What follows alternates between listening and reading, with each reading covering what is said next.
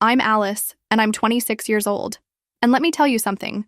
The moment my brother's fiancé whispered that I shouldn't have come to their engagement party because poor people ruin the photos, she had no idea she'd just insulted the owner of the very company where she and her entire family worked. She also didn't know that her contract would be terminated before their wedding even happened. But I'm getting ahead of myself. Where are you watching from today? Drop your location in the comments below and hit that like and subscribe button if you've ever felt invisible in your own family. You'll definitely want to stick around for what happened next. Let me take you back to where this all started. When I was 16, my grandfather passed away and left me his small apartment in downtown Portland. While my friends were worried about prom dates and college applications, I was dealing with lawyers and inheritance paperwork. My parents lived 3 hours away in a smaller town, and honestly, they didn't think much of the inheritance.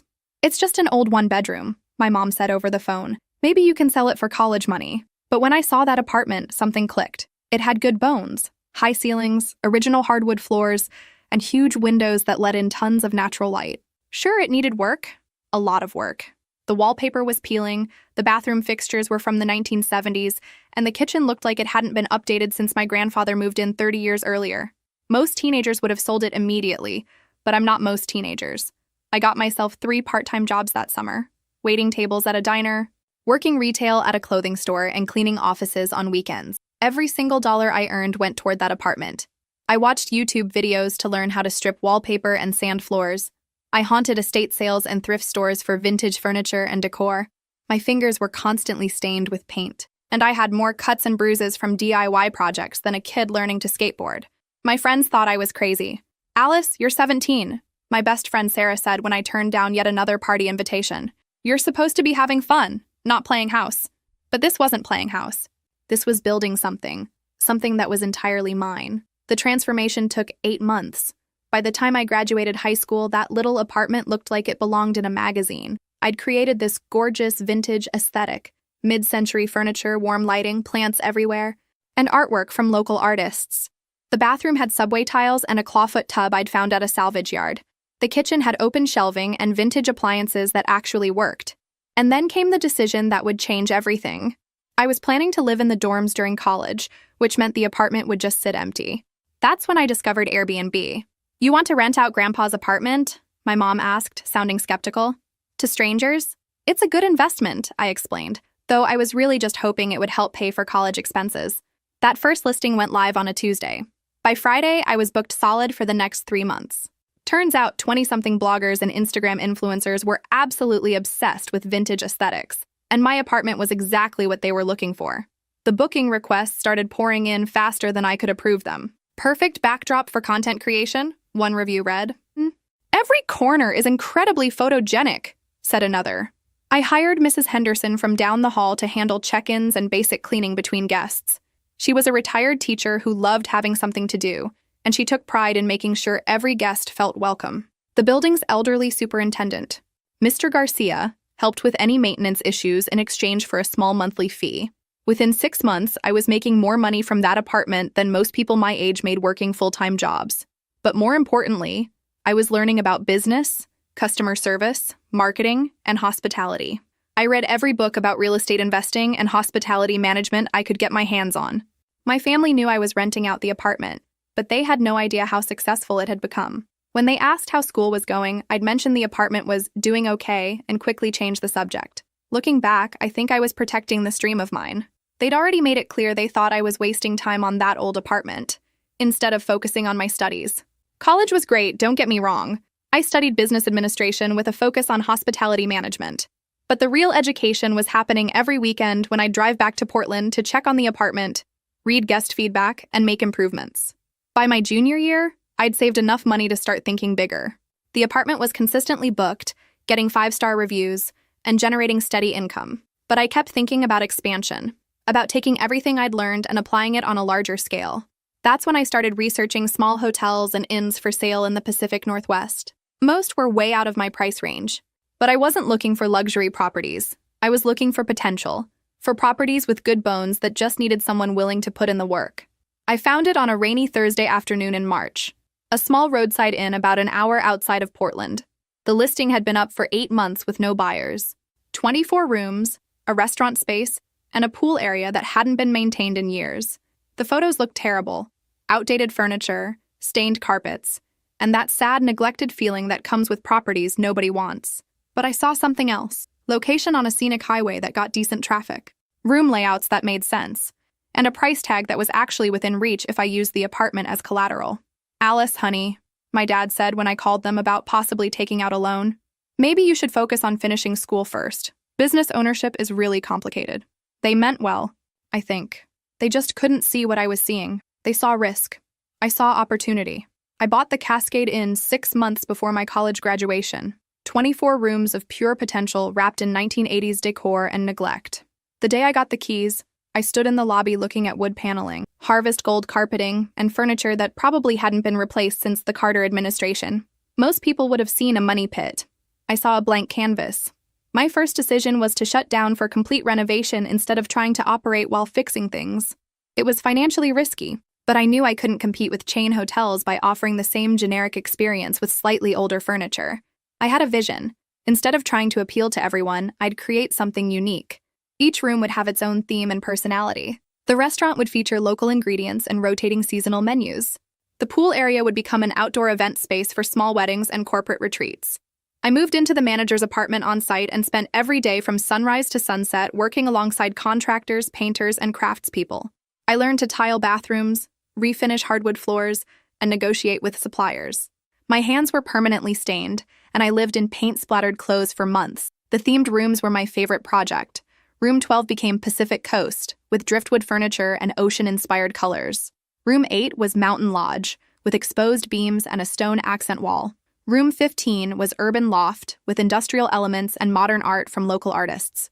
But the real innovation was in the experiences. I partnered with local wineries to offer tasting packages. I created weekend murder mystery dinners in the restaurant. I installed a hot tub and fire pit area for evening gatherings. I even started hosting unplugged retreats where guests would check their devices at the front desk for digital detox weekends. The restaurant became my pride and joy. Instead of generic continental breakfast, I hired a chef who specialized in Pacific Northwest cuisine. We offered everything from farm-to-table dinners to casual poolside lunches with craft cocktails. My family still thought this was all some extended college project. When I'd call them, they'd ask about my classes and internship applications.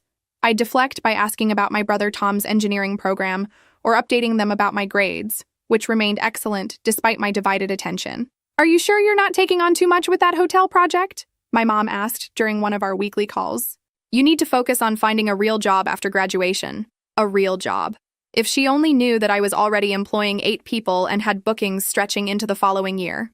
The grand reopening was scheduled for Memorial Day weekend. I'd spent 18 months planning, building, and preparing. The local newspaper was sending a photographer. Travel bloggers had already started posting about the transformation. Reservation requests were coming in from all over the Pacific Northwest. The Cascade Inn's reopening exceeded every expectation I'd dared to have. We sold out completely for Memorial Day weekend, and the reviews were incredible. "A hidden gem," wrote one travel blogger. "Finally, a hotel with personality," said another. The themed rooms were a hit. Couples specifically requested the romantic cabin theme for anniversaries. Business travelers loved the urban loft rooms with their modern workspace setup. The Pacific Coast rooms were perfect for guests wanting to feel connected to Oregon's natural beauty. But what really set us apart were the experiences. Our murder mystery dinners sold out months in advance. The digital detox weekends attracted stressed executives from Seattle and Portland who were desperate to disconnect. The poolside happy hours created a social atmosphere that kept guests coming back. Within a year, I was consistently profitable and had a waiting list for popular weekend dates. More importantly, I was learning what guests really wanted. Not just a place to sleep, but an experience they couldn't get at a chain hotel. That's when I started looking for property number 2. I found a small boutique hotel in wine country that had been family-owned for 30 years. The elderly owners were ready to retire, and their children had no interest in hospitality. It had 12 rooms, a tasting room, and gorgeous vineyard views, but it was stuck in the past. The purchase process was more complex this time, involving investors and bank loans, but the Cascade Inn's success made everything easier. Numbers don't lie, and my numbers were impressive. I spent the next 2 years developing what would become my signature approach. Find properties with character in great locations, completely reimagine the guest experience, and create something unique enough that people would choose us over safer chain options. The wine country property became Vista Vineyard Inn, specializing in romantic getaways and small destination weddings. I added a spa treatment room, upgraded the tasting room to include small plates made with local ingredients, and created vineyard tour packages with neighboring wineries. By the time I turned 25, I owned 3 properties and was scouting for a 4th. Each hotel had its own personality and target market, but they all shared the same philosophy: exceptional service, unique experiences, and attention to details that made guests feel special. My apartment in Portland was still generating income too, now managed by a property management company, so I could focus on expanding the hotel business. Everything I touched seemed to turn to gold, but I was working 16-hour days and barely had time for a personal life. My family knew I was doing well with the hotels, but I'd never fully explained the scope of my success. They lived 3 hours away and were busy with their own lives. My parents both worked full-time, and Tom was finishing his engineering degree and getting serious with his girlfriend. Speaking of Tom's girlfriend, I'd heard her name mentioned in family phone calls, but had never met her. Emily something. They'd been dating for about a year, and from what I could gather, it was getting serious. Which brings me to the phone call that would change everything. Alice, I have a huge favor to ask. Tom's voice sounded nervous when he called me on a Tuesday evening in March. I was in my office at the Cascade Inn, reviewing next quarter's marketing budget. What's up? I asked, setting down my pen. Tom rarely called me directly, usually communicating through our parents during family updates. I need to do a training program for work, and it's in Portland. 2 weeks starting Monday. I was wondering. He paused, and I could practically hear him gathering courage. Is there any way I could crash at your place? I looked around my office, then out at the property where I spent most of my time. I hadn't lived in the apartment for years, but Tom didn't know that. More importantly, this was a perfect opportunity for some market research. Actually, I said, an idea forming. I can do better than that. There's this really nice hotel I know that offers extended stay packages. Why don't I book you a suite there? My treat. Alice, I can't let you pay for a hotel for 2 weeks. That's got to be expensive. If he only knew. Don't worry about it. I get a corporate discount. Technically true, since I owned the place. Besides, you'll be more comfortable than sleeping on my couch. Are you sure? That's incredibly generous. It's family, I said, already pulling up our reservation system. Besides, I'll be traveling for business most of those 2 weeks anyway. Also technically true, I'd been planning some property scouting trips. What I didn't tell Tom was that this would be perfect research. I could finally get honest feedback from a family member about our service, amenities, and overall guest experience. He'd have no idea he was staying at my hotel, so his opinions would be completely unbiased. I booked him into our best suite, the one with the kitchenette, separate living area, and view of the gardens. I made sure our staff knew he was a VIP guest but didn't explain the relationship. I wanted him to be treated well, but I also wanted to see how our normal operations worked. The reservation is at the Cascade Inn, I told him. They're expecting you Monday afternoon, room 24. This is amazing. Alice, thank you so much. I promise I'll pay you back. Just enjoy yourself. And maybe we can grab dinner when I'm back in town. After hanging up, I realized this would be the first time Tom had experienced one of my properties. My parents had never visited, always saying they were too busy or that the drive from their town was too long. This felt like a big moment, even though Tom wouldn't know it. I briefed my manager, Sarah, the next morning. We have a VIP guest checking in Monday, Tom Parker. He's a friend of mine. I want everything perfect, but I don't want him to feel like he's getting special treatment. Got it. Regular excellent service. Not obvious VIP treatment. Exactly. And I'd love to get his feedback when he checks out. What I couldn't have predicted was that this simple favor for my brother would set in motion a series of events that would expose family dynamics I'd never suspected and ultimately force a confrontation I'd been avoiding for years. But for now, I was just excited to finally have a family member experience what I'd been building. Tom's stay at the Cascade Inn went perfectly. He called me halfway through his first week, raving about the service, the room, and especially the restaurant. Alice, this place is incredible. How did you even find out about it? The food is restaurant quality, and the staff treats me like I'm some kind of celebrity. Good staff makes all the difference, I said, smiling as I reviewed the notes our team had been taking about his preferences and feedback. There's this amazing chef here, and he's training this new assistant who's incredibly talented. Emily something. She's actually from our hometown originally. My ears perked up. Emily, the girlfriend he'd mentioned in passing during family calls. Emily? I asked casually. That's an interesting coincidence. Yeah, small world, right? We've been talking between her shifts.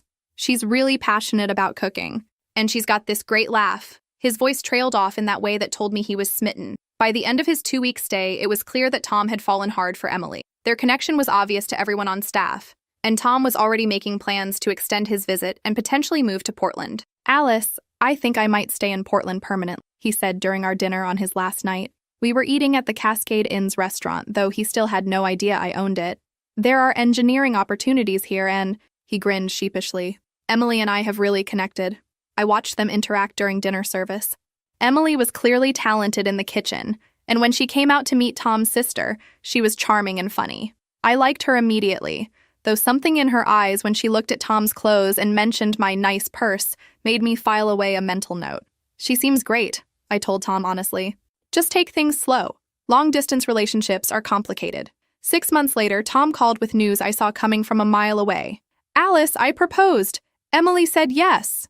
"Congratulations, that's wonderful news.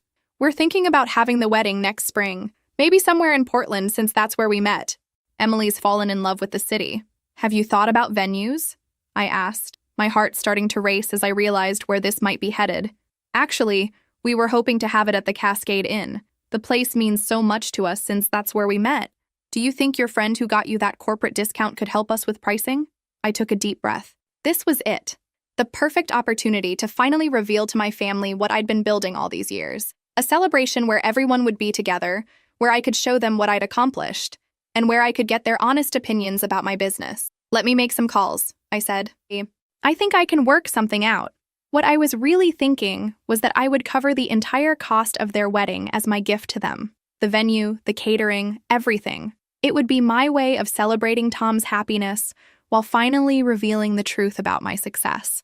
I had no idea that this generous gesture would lead to the most humiliating moment of my life and force me to make decisions that would change my family dynamics forever.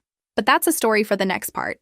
Have you ever experienced a moment when you thought you were being generous, only to discover it revealed something ugly about the people you love? Share your thoughts in the comments below. When Tom called to ask about wedding venues, I made a decision that would change everything.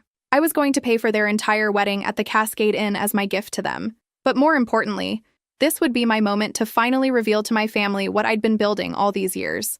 "Mom, Dad," I said during our weekly family call, "I want to contribute to Tom's wedding. I'd like to cover the venue and catering costs."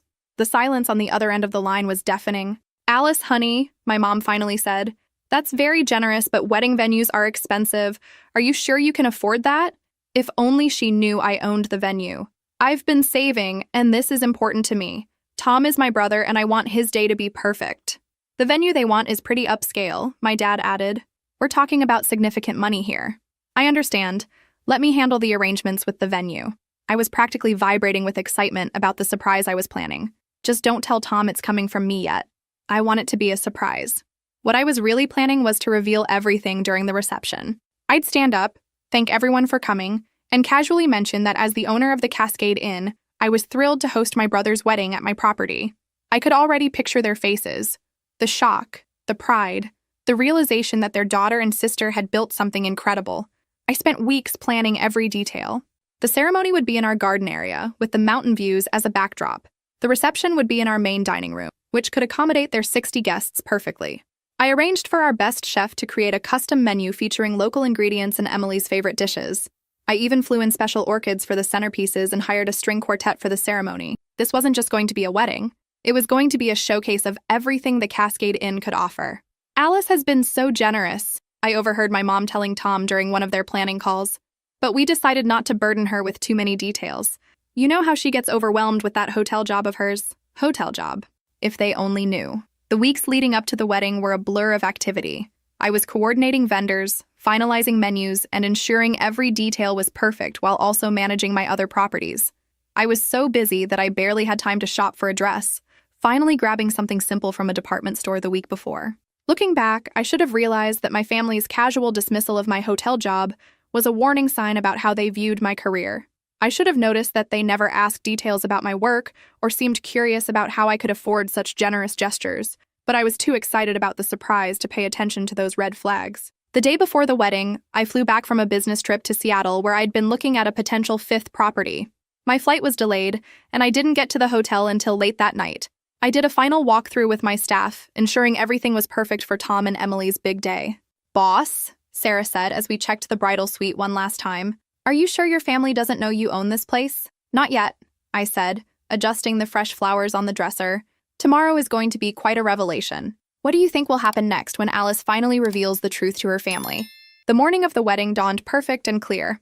I should have been getting ready with Emily and the bridesmaids, but I deliberately kept some distance to maintain the surprise. Instead, I spent the morning doing final checks with the catering staff and ensuring the ceremony space looked flawless. My flight from Seattle had arrived so late that I'd slept in my office rather than driving to my apartment. When I finally had a moment to get ready, I realized my simple black dress was more wrinkled than I'd noticed, and my hair was doing that thing it does when I sleep somewhere other than my own bed. But honestly, I was too excited about the surprise to care much about my appearance. This was Tom's day, and soon it would be my moment to finally share my success with my family. The ceremony was beautiful. Tom looked handsome in his navy suit, and Emily was radiant in a vintage-inspired gown that perfectly matched the inn's aesthetic. I watched from the back, noting how smoothly everything was running and feeling proud of my team's professionalism. During the cocktail hour, I mingled with guests, many of whom complimented the venue. "This place is incredible," Tom's college friend Mark said. "How did you guys find it?" I just smiled and said they had excellent taste. The reception was in full swing when I finally made my way to the family table. Tom was glowing with happiness, my parents looked proud, and Emily was laughing with her bridesmaids. Everything was perfect. That's when Emily turned to greet me. I hadn't had a chance to properly introduce myself earlier, and seeing her up close, I realized she was even more beautiful than I'd noticed during Tom's stay. But as her eyes took in my appearance, the wrinkled dress, my travel must hair, the fact that I clearly looked like someone who'd just stepped off a plane, her expression shifted. She leaned in close to me, her voice low enough that only I could hear. "You know, you really shouldn't have come looking like that. You're kind of bringing down the whole vibe of our photos." The words hit me like a physical blow. For a moment, I couldn't process what she'd just said. "I'm sorry," I managed to whisper back. Emily's smile never wavered, but her eyes remained cold. "I mean, this is our wedding day. Everyone else made an effort to look nice. Poor people just ruin the photos, you know? Poor people." I stood there in my wrinkled department store dress, surrounded by the beautiful wedding I'd paid for in the hotel I owned, listening to my new sister-in-law call me poor and tell me I didn't belong at my own brother's wedding. The irony was so complete it was almost funny. Almost. I opened my mouth to respond, to reveal exactly who she was talking to, but then I heard my mother's voice calling Emily's name. This wasn't the time or place for the revelation I'd planned. Instead, I took a step back and said, "Excuse me, I need some air."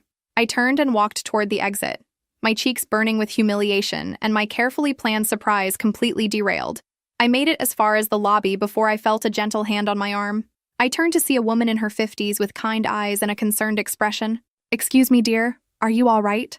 I recognized her as Emily's mother, though we'd never been formally introduced. She was wearing a lovely navy dress and had the same bone structure as Emily, but her expression held warmth that her daughters had lacked. "I'm fine," I said, though my voice was shakier than I wanted to admit. "Just needed a moment. I'm Margaret, Emily's mother." She extended her hand warmly. "I don't think we've had a chance to meet properly." "Alice," I said, shaking her hand. "I'm Tom's sister." "Oh." Her face lit up with recognition. "Tom's told us so much about you. You're the one who arranged for him to stay here during his training program.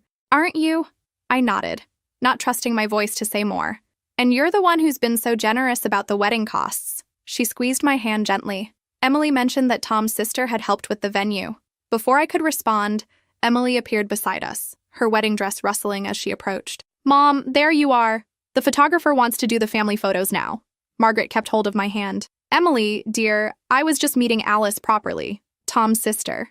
Emily's expression shifted slightly, some of her earlier coldness melting into politeness. "Oh, right. Thank you again for helping with the venue arrangements. Actually," Margaret continued, "I was hoping to introduce you both properly since Alice and I will be working together." Emily and I both looked confused. "Working together?" Emily asked. Margaret smiled broadly. "Well, Alice is my boss, sweetheart. She owns the Cascade Inn." The color drained from Emily's face so completely that I thought she might faint in her wedding dress. What?" Emily's voice was barely a whisper. "Alice is the owner of this beautiful hotel," Margaret repeated, clearly not understanding the tension that had suddenly filled the air. "I've been the operations manager here for 2 years. She's been wonderful to work for." Emily's eyes darted between her mother and me, and I could practically see her replaying our conversation from 20 minutes earlier. The comment about poor people ruining photos, the dismissal of my appearance, the assumption that I didn't belong at this wedding, all directed at the woman who owned the venue, who had paid for their wedding, and who now employed her mother. Alice, Emily said, her voice filled with something between panic and apology. I didn't realize. Tom never mentioned. It's fine, I said quietly, though it absolutely wasn't. I should let you get back to your photos. I turned to leave, but Margaret called after me. Alice, wait. Will you be staying for the reception? I'd love for you to meet my husband. And Emily's been so excited about working in the restaurant kitchen. Emily worked in our kitchen. Of course she did. The talented assistant chef Tom had mentioned. The woman my brother had fallen in love with was my employee. I think I need to head out early, I said, not looking back at Emily. Please give my congratulations to Tom. As I walked toward the exit, I heard Margaret say to Emily, Darling, what's wrong? You look like you've seen a ghost. I didn't hear Emily's response. I was already planning my next move. I drove to my apartment in Portland for the first time in months, needing space to think and plan my next steps. The place looked exactly as I'd left it. Still gorgeous, still generating income through my property management company, still the foundation of everything I'd built. But right now, it felt like a refuge. I poured myself a glass of wine and sat on the couch that had started this whole journey, looking out at the city lights and trying to process what had just happened. Emily had called me poor, had told me I didn't belong at the wedding, had suggested I was ruining photos simply by existing in the same space. All while working for my company, living in my town, and marrying my brother with money I'd provided. The humiliation burned, but underneath it was something colder and more calculating. I'd built this business by making smart decisions and protecting my investments. Emily had just revealed herself to be the kind of person who would treat people badly based on assumptions about their economic status. That wasn't the kind of employee I wanted representing my brand. I opened my laptop and logged into our staff scheduling system. Emily was listed as assistant chef, hired 8 months ago, currently scheduled for Tuesday through Saturday shifts. I picked up my phone and called Sarah, my operations manager. Alice, how's the wedding going? Complicated, I said. I need you to handle something first thing Monday morning. Emily Rodriguez needs to be terminated. The new kitchen assistant? Did something happen? She's not a good fit for our company culture. Have James prepare her final paycheck and termination paperwork. I'll email you the details. Sarah paused. Is this related to her being at your brother's wedding? It's related to her being the kind of person who treats others badly based on assumptions. That's not who we are as a company. After hanging up, I sat for a long time thinking about my family dynamics. Tom had no idea I owned the Cascade Inn. My parents had no idea about the scope of my business success. They'd all assumed I was just getting some kind of employee discount for the wedding. Their casual dismissal of my capabilities stung almost as much as Emily's cruelty. I could reveal everything tomorrow. I could call Tom and explain that his new wife had just humiliated the sister who'd paid for their wedding. I could tell my parents exactly how successful their daughter had become, but something held me back. Maybe it was pride. Maybe it was curiosity about how this would all unfold naturally. Or maybe I just wanted to see what kind of people my family really were when they thought I couldn't do anything about Emily's behavior. I spent the rest of the weekend at the apartment, catching up on business emails and letting my family believe I'd simply left the wedding early. No one called to check on me or ask why I'd disappeared. Monday morning, I was in my office at the Vista Vineyard Inn when Sarah called. It's done, she said. Emily Rodriguez was terminated at 9 a.m. She seemed shocked, kept asking if this was about the wedding. What did James tell her? That her performance hadn't met our standards and the position was being eliminated. Standard termination protocol. Good. Any other issues I should know about? Well, she did ask if she could speak with the owner to appeal the decision. I almost laughed. I'm sure she did. By Tuesday afternoon, my phone was ringing off the hook. The first call came from Tom and his voice was confused rather than angry. Alice, I don't understand what happened. Emily was fired from the Cascade Inn yesterday, and she thinks it has something to do with you. With me? I kept my voice neutral. How would I have anything to do with her job? That's what I told her, but she insists there's some connection. She said something happened at the wedding, but she won't tell me what. I waited, curious to see how much Emily had confessed to my brother about her behavior. Alice, did something happen between you two at the wedding? Emily's been crying since yesterday, and she keeps saying she made a terrible mistake. We barely spoke, I said, which was technically true. I left early because I wasn't feeling well. Tom sighed. This whole thing is so weird. She had this job for months with no problems. And then suddenly she's fired the day after our wedding? The timing seems really strange. Maybe it was a coincidence, I suggested.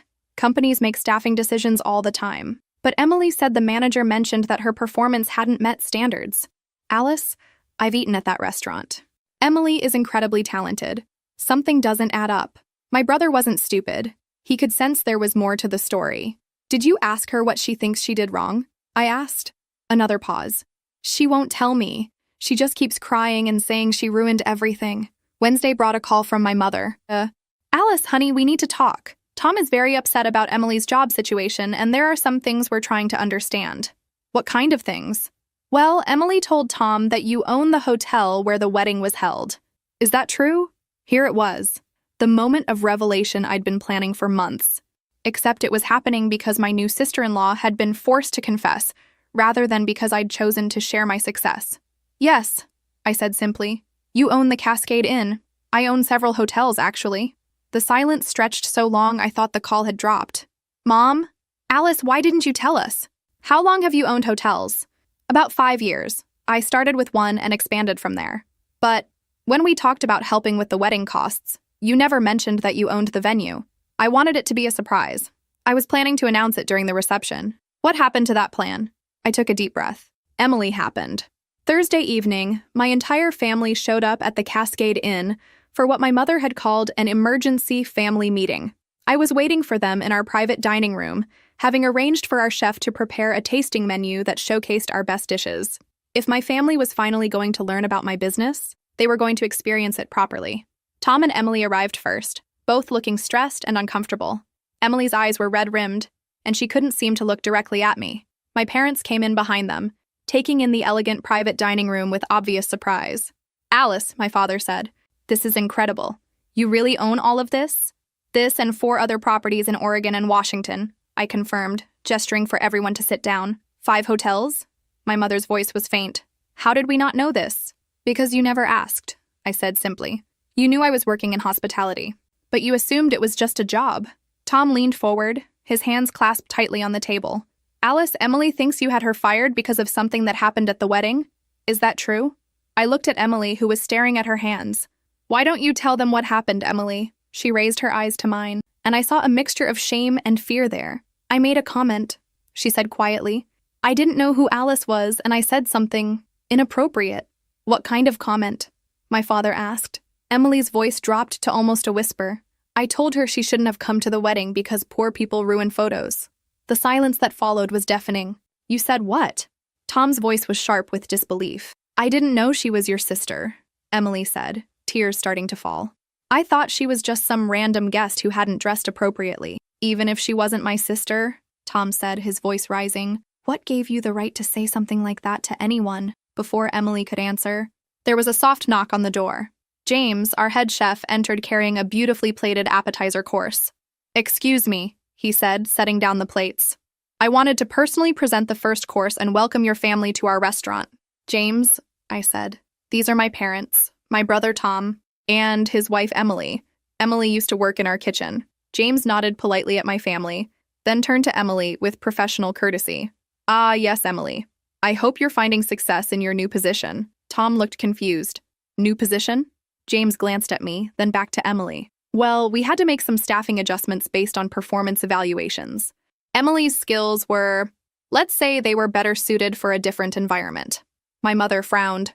Performance evaluations? Emily is a lovely person, James continued diplomatically, but her technical skills and attitude toward teamwork weren't quite the right fit for our standards here. I watched Emily's face crumble as she realized that even without knowing about our wedding day encounter, James would have had legitimate concerns about her work performance. Thank you, James, I said. Please give our compliments to the kitchen. After he left, Tom turned to Emily with a look I'd never seen before. So it wasn't just about what you said to Alice. There were actual performance issues. Emily nodded miserably. I've been struggling with the advanced techniques, and I may have been difficult to work with when I got frustrated. My father cleared his throat. Alice, your mother and I owe you an apology. We had no idea what you'd accomplished, and we clearly underestimated your capabilities. What I don't understand, my mother added, is why you never told us. We're your family. I set down my fork and looked around the table at these people I loved, who had somehow managed to know so little about my life, because you never seemed interested in the details. When I told you I was working in hospitality, you assumed it was temporary. When I said business was going well, you nodded and changed the subject to Tom's engineering program. You love me, but you've never seen me as someone who could build something significant. Tom's voice was quiet when he spoke. Alice, I'm sorry. About Emily's behavior, about us not paying attention to your success, about all of it. Emily finally looked up from her hands. Alice, I am so sorry.